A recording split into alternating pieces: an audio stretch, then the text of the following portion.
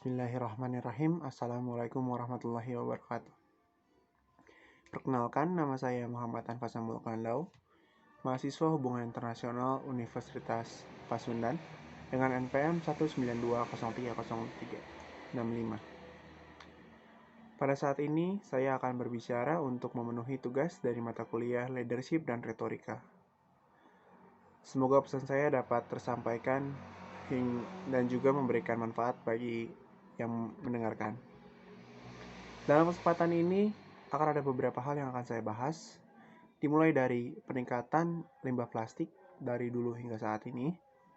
Lalu ada pun juga pencemaran lingkungan hingga ekosistem yang terjadi dari dampaknya limbah plastik tersebut. Dan juga ada dampak bahayanya bagi makhluk hidup dari dampaknya banyaknya limbah plastik tersebut, hingga solusi yang dapat saya berikan. Pada kenyataannya dalam 10 tahun terakhir, kita telah membuat plastik lebih banyak daripada 1 abad sebelumnya.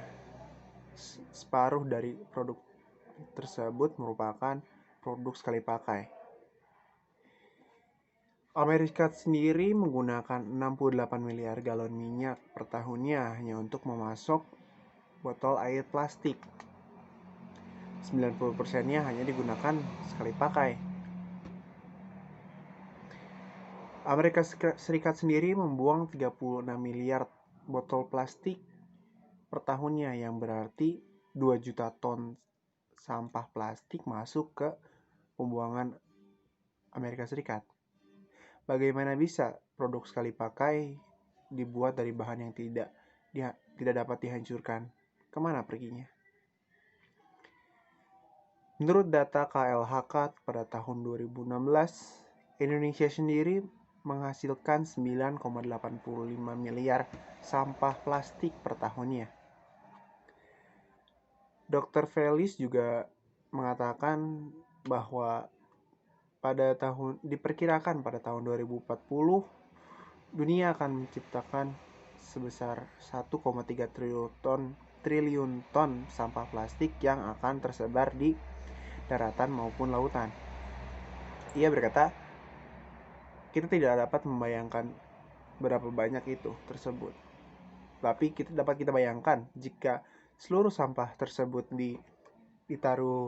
ditempatkan pada permukaan datar, sampah tersebut akan menutupi hingga 1,5 kali wilayah Inggris.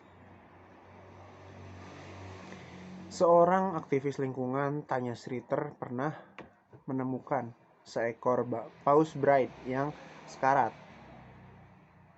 Ia sekarat dikarenakan ditemukan banyak sampah plastik di dalamnya hingga terpal sepanjang 6 kubik terdapat di dalamnya. Paus tersebut tidak bisa makan dan akhirnya mati karena kekurangan gizi. Pemulung termasuk salah satu pahlawan tanpa tanda jasa bagi dunia akuatik. Kenapa? Dapat dibayangkan jika tidak adanya pemulung, sampah dalam dunia akuatik akan sangat banyak melonjak.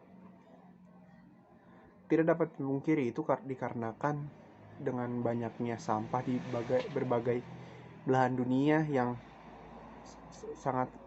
yang berbeda dengan cara pengolahan maupun penanganannya. Di Fiji sendiri, seorang ilmuwan dan juga seorang jurnalis, Craig Leeson, pernah menemukan bahwa orang-orang di sana menggunakan plastik untuk memasak. Mereka terkadang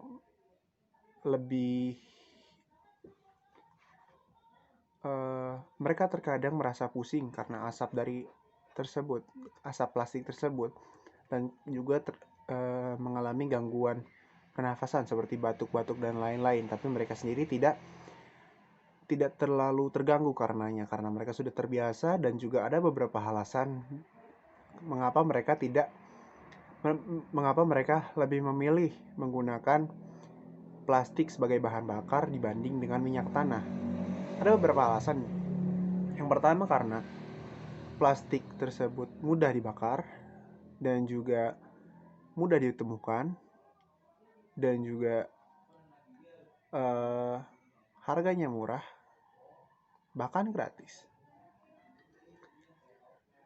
Seorang ilmuwan tersebut bernama Michael, dan ia mencoba mencari tahu apa kandungan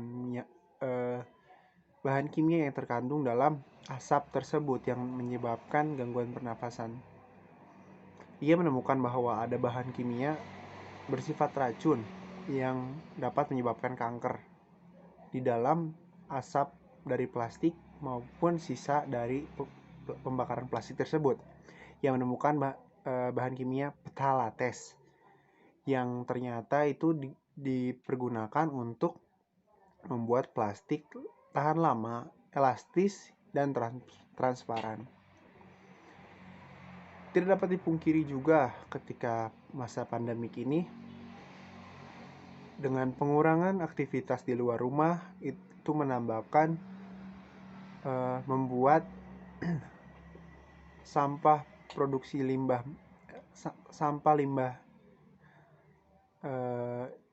di rumah tangga itu sangat meningkat.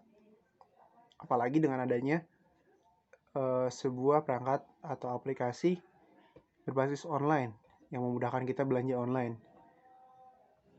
Tetapi masalahnya itu menjadikan kita banyak mengonsumsi plastik-plastik sekali pakai, seperti untuk membungkus dan lain-lain. Dari sini dapat saya sarankan,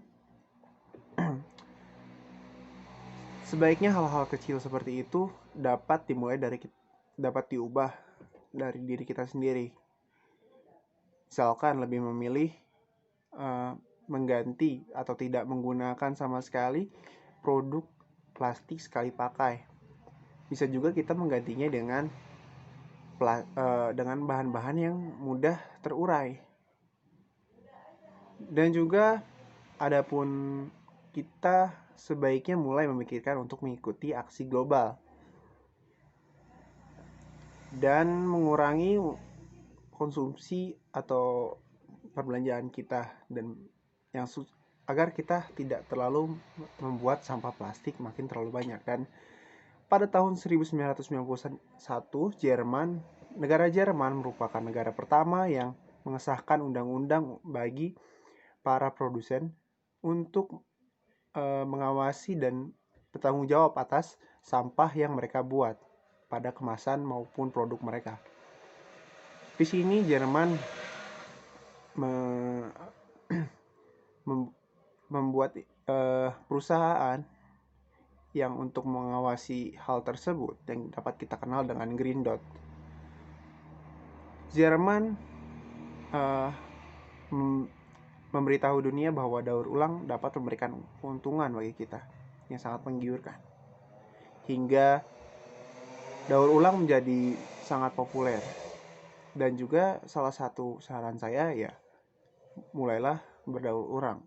Kita dapat mengasah kreativitas kita, mendapat keuntungan, dan juga kita dapat menyelamatkan dunia secara tidak langsung atau memperlama masa dunia. Mungkin sekian yang dapat saya sampaikan. Sekian dari saya. Mudah-mudahan pesan dari saya dapat memberikan sisi positif bagi yang mendengarkan maupun menonton, dan juga dapat memenuhi tugas saya dalam mata kuliah leadership dan retorika.